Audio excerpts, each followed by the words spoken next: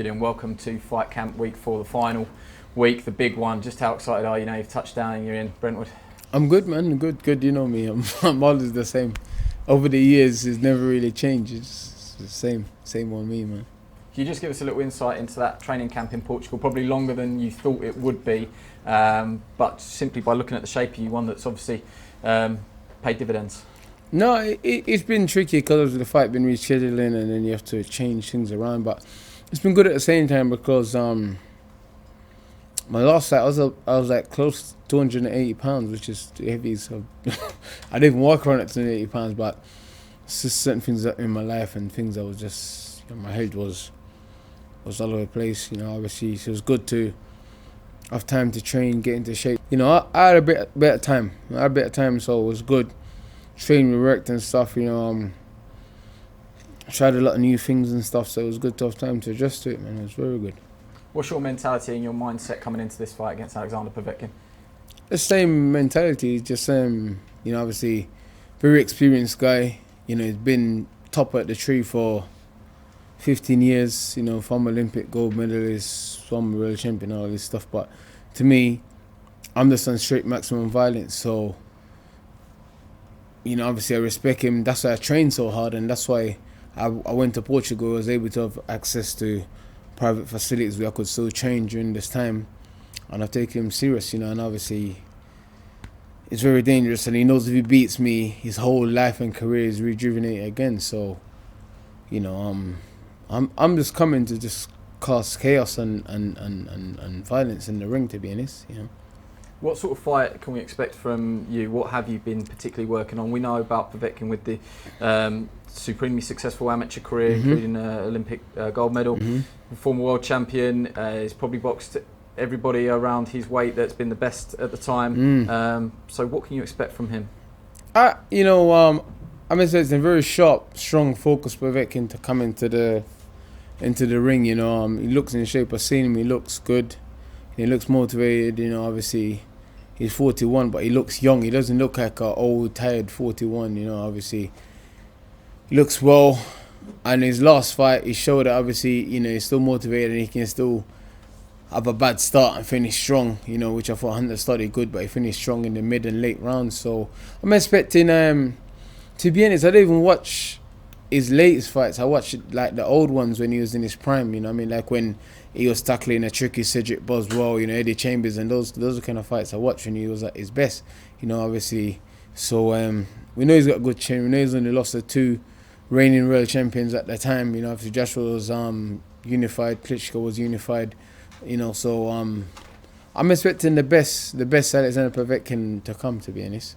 Do you still see yourself as a work in progress? Bear in mind, didn't have a long, extensive amateur career, and although you've sort of been relatively active as a pro, there's still more to come. You're still sort of learning under the bright lights in front of the cameras. Yeah, there's a lot to come. Obviously, everyone knows what my career and what's happened and all my career has been. Obviously, I had 7 amateur fights and 28 professional fights. Obviously, I'm still, compared to someone like Povetkin, Rivas, Parker, these guys have been boxing for forever. Like, I'm still learning and working on simple things like my stance, keeping my knees bent, remembering to be defensively sound when I'm being offensive. I'm still working on lots of things. So much more to come, But one good thing I have is I learn and adapt as the fights is going on. It's like as I'm fighting, I start seeing things. It starts playing out, and I start recognizing things, and I make the adjustments that I need to make. As you guys can see in different fights, I've done different things. Sometimes,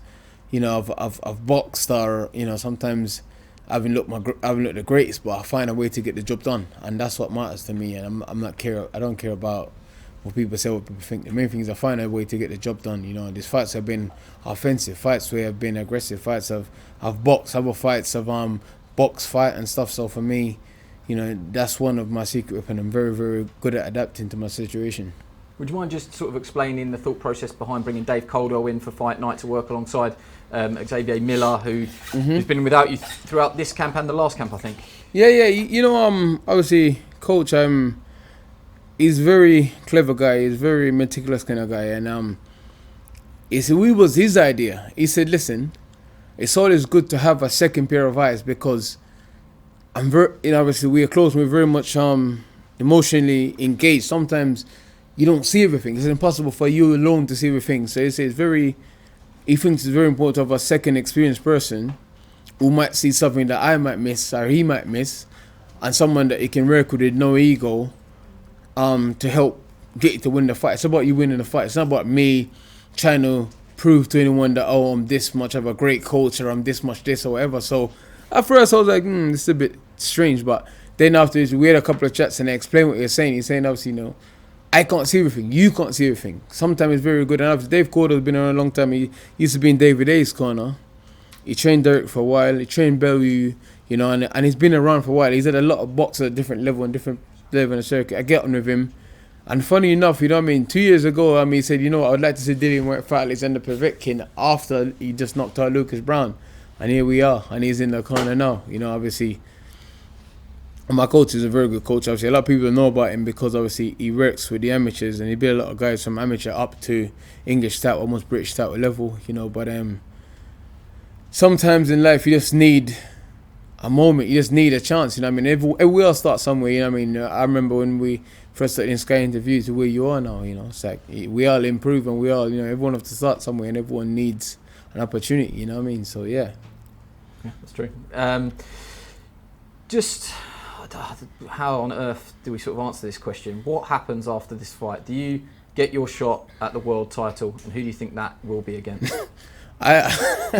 You know what, man? I don't even know. I don't know.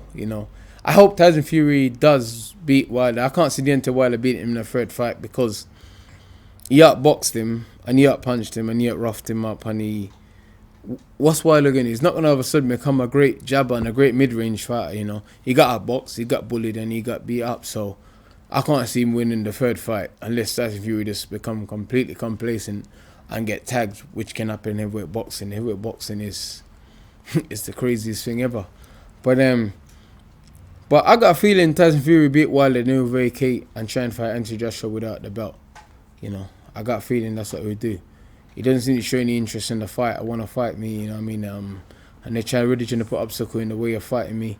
He said that when he beat Deontay Wilder, he was going to fight me because he deserved it and it'd been mandatory and blah, blah, blah. Then after the fight, he started saying some other stuff. But that's typical Tyson Fury. He says one thing today, he says another thing tomorrow. I guess that's what makes him exciting and make him controversial, I guess. But hopefully he does fight me. I think it's a big fight. And it's a very winnable fight for me as well, Just finally then, some people have said this is a big risky fight because you didn't have to take it. You could have just sat, you could have rested, you obviously stayed busy in the gym, just waited for your chance to come. But that doesn't seem to be in your makeup, in your mentality, that you don't want to wait around, you want to keep active. You know what? I'm still learning, I don't sit here and pretend to be the best heavyweight. A lot of people say, I'm the best heavyweight, I'm this and that. I don't sit here and pretend to be the best heavyweight. I know what I have, I know what I can do, I know what I'm capable of. But experience is something you can't buy. Experience is something you have to learn. Like I said, I'm very inexperienced. A lot of people forget. A lot of people criticize me, say people forget. I've had 7 amateur fight, 28 professional fight. So I'm still learning. I need to, like Povetkin, he's probably fought at least 20 or 30 guys that's got the same style as me and the same stature as me, the same build, the same sort of aggressive counter-puncher fighter. Just in the amateurs alone. Then if you look at his professional record, the guys he's fought, so he's seen a lot of guys like me. I haven't seen a lot of guys. I fought guys similar to him. Obviously, I haven't seen a lot of guys like him that's technically sound, very experienced, very mature, and very meticulous. So, for me, it's not new. It's not something new for me, but it's something different at the same time. So for me, I'm just adding bricks to the walls. When I do eventually get the real title, I'm not questioning myself, and the fans and the people and obviously the network and stuff have more belief in me because they see me have these fights. They see me fight the Povetkin, the Rivas, the Parkers, the this. They see me challenge the different styles and win these fights. So when the title fight comes, you don't think, oh well, yeah, he's gonna. I've done the things and learned the things and put the things in place so when I get there, I'm as prepared as I can be, All right, finally, just your prediction then. How does this fight end? Just, I don't like making prediction, man, but, I'm going to win. I'm going to win. I feel good. I'm motivated, I'm in shape, I'm And I believe I tried to fight Povetkin 2 years ago when he knocked out David Price. You know, I was ready to go then. I was ready to go there and then. I was ready to go there and then. They accepted the fight and then they pull out and fought Joshua, which I understand. I was ready to go then. So I thought 2 years later I'm not gonna be. You know what I mean? I was ready to go then. You know what I mean? Obviously he chinned David Price and I was like, God, mate, you know this guy deserves. You know. Obviously, I backed my countryman, man, and I didn't like what he did to David that day, but I was like, you know what, let's go.